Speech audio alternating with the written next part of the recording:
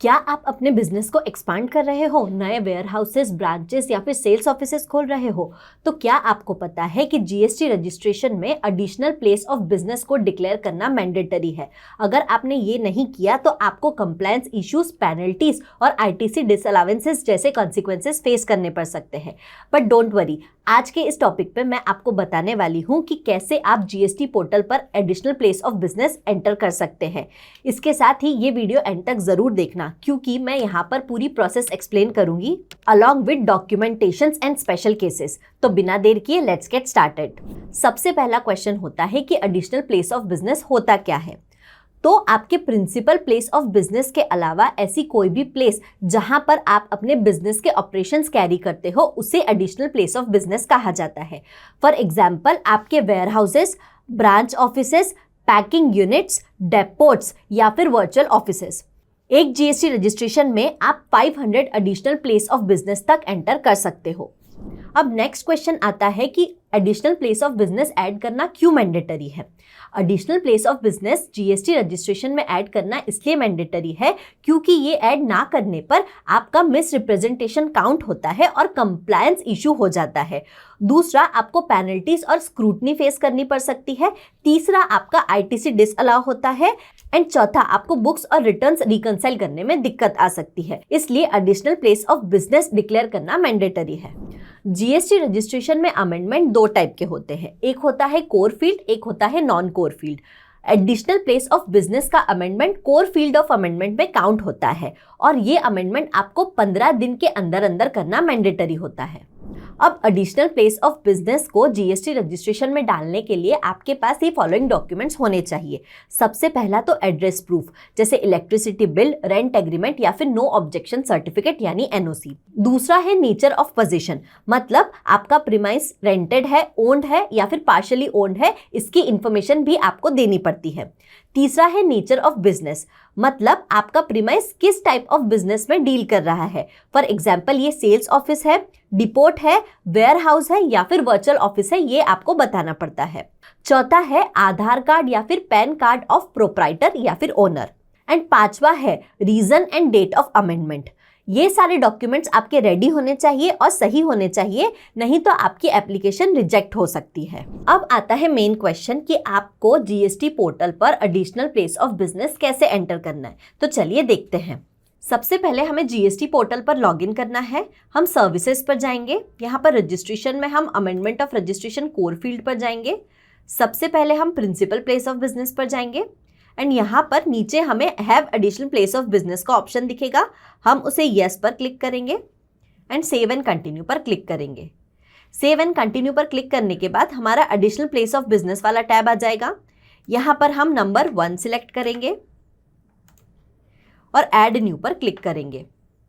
Add new पर click करने के बाद यहाँ पर हम लैटिट्यूड और लॉन्गिट्यूड डायरेक्ट डाल सकते हैं, एड्रेस डाल सकते हैं, या फिर हम यहाँ पर हमारा पिन कोड और हमारे एड्रेस की सारी डिटेल्स डाल सकते हैं। एड्रेस की सारी डिटेल्स डालने के बाद यहाँ पर हमें nature of position of premise डालना पड़ेगा, जैसे कि हमारा प्रीमाइस जो है वो लीज्ड है, रेंटेड है, शेयर्ड है, ओन है, कंसेंट है, एक्सेट्रा। उसके बाद हमें proof of additional place of business डालना पड़ेगा। फॉर एग्जाम्पल, हमने रेंटेड प्रीमाइस लिया तो यहाँ पर हमारा proof of additional place of business के ऑप्शंस हमें दिखेंगे। Electricity bill, legal ownership document, municipal khata copy, property tax receipt, rent lease agreement या फिर rent receipt with no objection certificate. उस केस में हमें वो एडिशनल प्लेस ऑफ बिजनेस का प्रूफ यहाँ पर अपलोड करना पड़ेगा। उसके बाद हमें nature of business activity select करनी पड़ेगी। यहाँ पर हम वेयर हाउस रिपोर्ट ओपन कर रहे हैं फॉर एग्जाम्पल, तो हम उसे सिलेक्ट कर लेंगे। यहाँ पर हमें रीजन ऑफ अमेंडमेंट सिलेक्ट करना पड़ेगा, जैसे for the purpose of business etcetera. यहाँ पर हम डेट ऑफ अमेंडमेंट सिलेक्ट करेंगे एंड सेव एंड कंटिन्यू पर क्लिक करेंगे। सेव एंड कंटिन्यू पर क्लिक करने के बाद यहाँ पर हमारा एडिशनल प्लेस ऑफ बिजनेस आ जाएगा। हम चाहे तो उसे एडिट कर सकते हैं, या फिर अगर गलत एडिशनल प्लेस ऑफ बिजनेस या फिर कोई गलत इन्फॉर्मेशन एंटर हो गई है तो हम इसे डिलीट करके वापस से री एंटर भी कर सकते हैं। अदरवाइज हम कंटिन्यू पर क्लिक करेंगे। कंटिन्यू पर क्लिक करने के बाद यहाँ पर हमें वेरिफिकेशन का ऑप्शन दिखेगा। हम वेरिफिकेशन पर क्लिक करेंगे, नेम ऑफ ऑथराइज सिग्नेटरी डालेंगे, प्लेस डालेंगे और सबमिट विथ ईवीसी वाले ऑप्शन पर सिलेक्ट करेंगे। सबमिशन के बाद यहाँ पर हमें ऐसे सक्सेस का मैसेज आ जाएगा, ARN जनरेट होगा और कंफर्मेशन SMS और ईमेल आ जाएगा। अप्रूवल के बाद में updated GST registration certificate dashboard पर अवेलेबल होगा।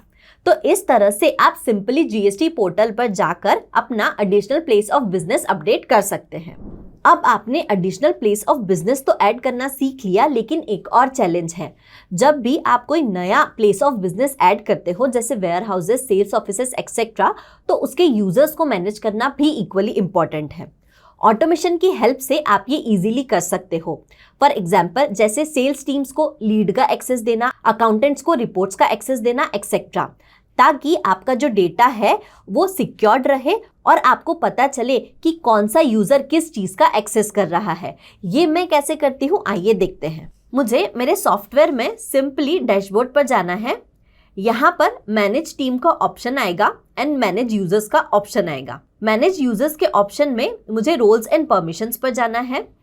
यहाँ पर मेरे पास रोल्स के नेम होते हैं, जैसे super admin that can do everything, accountant है तो मैं इसके परमिशंस व्यू कर सकती हूँ, किस किस चीज़ का मुझे परमिशन देना है।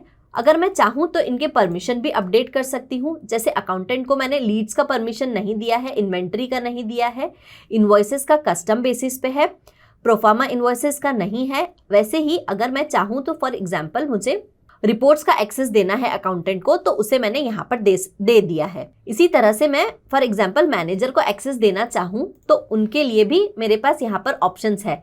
जैसे बिजनेस प्रोफाइल का परमिशन, ये मैंने सिर्फ मेन यूजर तक रिस्ट्रिक्ट रखा है। लीड्स का परमिशन जो है वो भी कस्टम बेसिस पे है। इसके अलावा मैनेजर को बाकी सारे एक्सेस मैंने दे रखे हैं। तो इस तरह से मैं अपनी टीम के अलग अलग रोल्स के हिसाब से उन्हें अलग अलग एक्सेस दे सकती हूँ, ताकि उनके पास सिर्फ उसी इंफॉर्मेशन का एक्सेस रहे जो उनके लिए यूजफुल है। इससे मेरे डेटा सिक्योरिटी तो बढ़ती ही है, साथ ही साथ मुझे बिजनेस मैनेज करने में भी बहुत हेल्प मिलती है। अगर आप भी अपनी टीम को मैनेज करना चाहते हैं और ये सॉफ्टवेयर यूज करना चाहते हैं तो इसकी लिंक हमने नीचे डिस्क्रिप्शन में दी है।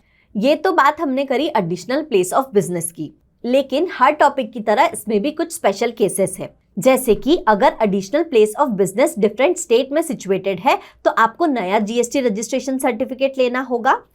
दूसरा, वर्चुअल ऑफिसेस और ई कॉमर्स ऑपरेशंस के केस में अग्रीमेंट या फिर ऑथराइजेशन लेटर अटैच करना मैंडेटरी है। टाइम लिमिट जो है वो 15 डेज है, मतलब मॉडिफिकेशन के 15 डेज के अंदर ये प्रोसेस करना मैंडेटरी है। And last but not the least, आप अगर additional place of business delete करना चाहते हैं तो उसके लिए आपको सेम प्रोसेस फॉलो करनी होगी। तो दोस्तों, additional place of business enter करना ऐसे तो इजी प्रोसेस है, लेकिन प्रिसीजन मेंटेन करना मैंडेटरी है। एक बार अपडेट होने के बाद आपका REG 06 सर्टिफिकेट जो है वो न्यू ब्रांच के एड्रेस के साथ में अपडेट हो जाता है। तो अगर आप अपना बिजनेस एक्सपांड करने की सोच रहे हो तो इस कंप्लायंस का जरूर ध्यान में रखो। इसके अलावा इस टॉपिक से रिलेटेड अगर आपके कोई क्वेश्चंस है या आप हमें कोई सजेशंस देना चाहते हैं तो नीचे कमेंट्स में जरूर बताएं। Thank you.